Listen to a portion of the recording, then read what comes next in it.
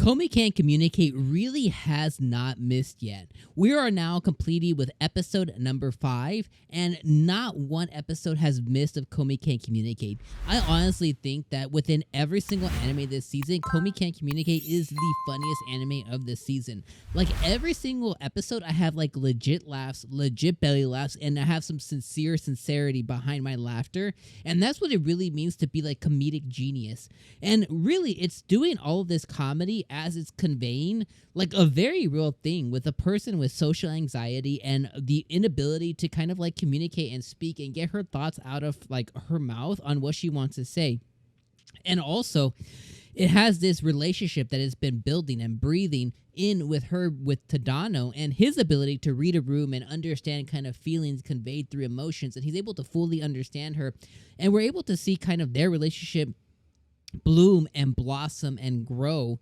And it's just all these different factors that Komi has that just make it like an very exceptional anime, and one of the best animes definitely of the season. And I am definitely very excited for this to be on Netflix. Like, the only thing is I wish Netflix would step their game up as far as translation, because the fan subs, as we've been watching every single week, have done a far superior job versus the Netflix translations, which just suck. But regardless, a very excellent anime that a lot of people loved prior to it becoming an anime has really delivered. And I mean, I think the writing is exceptional. I think the noises Komi makes is exceptional. I love Tadano as a character.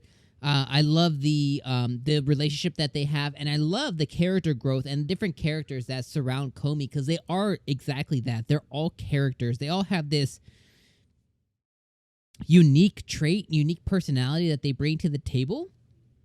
And in this week, we got featured. I guess we got featured 3 people, right? So the first third of the episode was about Yadano again. So Yadano comes and she makes her comeback. She is the one who is in competition, at least in her mind, with Komi every week. And in this week, we had the competition with her in like a PE class, and they were like competing with each other, but Komi wasn't competing with anybody. And that scene was hilarious. Like, that whole thing was hilarious because she kept failing and failing and failing and failing. And then it finally comes down to like the 2 or 3 meter dash or whatever it is. And she's going, I mean, like, she's like running face and everything, like going crazy. And it's only like a 6-7 second run. And it's like, it takes forever. And then Komi just like runs past her, no problem. She finally admits defeat. She wants to shake Komi's hand. Komi is like trying to work herself up to shake her hand, but she can't. So she takes that as being acknowledged by Komi. So one more friend, unverbally friend by Komi. The next second half of the episode, we get Agari coming in. I think Agari's my favorite character. This little freaking chubby princess. I mean, she's awesome. She's queen thickness over here. Like, I love her so much. And when it comes to food, like, she is the queen. So we get the second half of the episode, like the 2/3 of the episode in, and it's all about ramen, and it's all about Komi wanting to go to a ramen place and experience ramen. And we get Agari. Agari takes helm. She's like, it's my turn now. I'm gonna take it. And that becomes a whole experience. And again, Komi can't communicate what she wants in the ramen place, but the guy who's the ramen guy, much like the Starbucks barista guy, he knows what it's all about. So he's able to whip her up something silently, and he's able to do it. And that, awesome, amazing. Then the last third of the episode, we get introduced to Naka, which is our Chunibyo girl, as she calls her Princess Komila. And she comes to her, and she does her whole Chunibyo thing and the dragon force, and her eye is pulsating. And I was like, oh my god, they snuck in a Chunibyo girl. Eventually, Komi comes around, and we see again her growth, and she's able to extend her hand ultimately when they're in PE class and do gymnastics with her. Because Komi sees her alone, and she extends her hand, and she does a blood pact with her. And they're now going to be friends, and Tadano recognizes that. We also got a flashback this episode of Tadano as Chunibyo in middle school with his hair slicked back like a gangster. And oh my god, those scenes were so freaking ass hilarious. So damn good. But, all in all, this episode was it was hilarious. We got flashbacks of Tadano. We got insight into Yadano. We got more growth between Komi and between Tadano, especially when Tadano and Nijima went to her home. and we got to meet Komi's mom for the first time. We got to see how she interacted at home. She finally got to bring friends home.